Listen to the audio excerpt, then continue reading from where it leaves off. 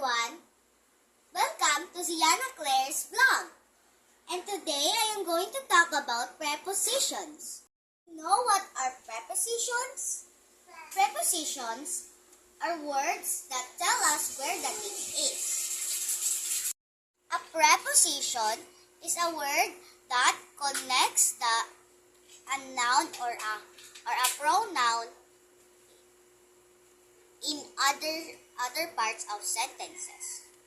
And the prepositions are in, on, above, behind, under, below, in front of, beside, near, and near. For example, the spaghetti is in the plate.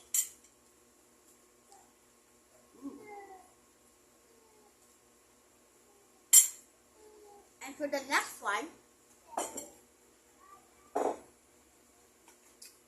the chicken is on the spaghetti.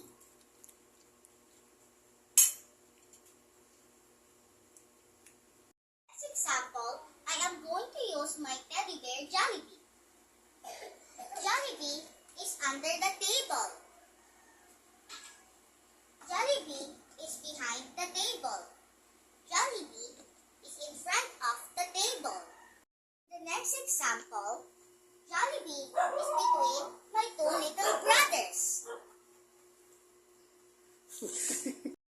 Next, Jollibee is beside my little brother. Next, Jollibee is near to me.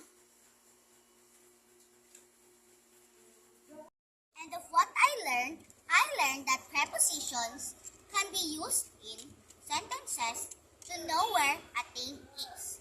And that's all. Thank you for watching. Bye!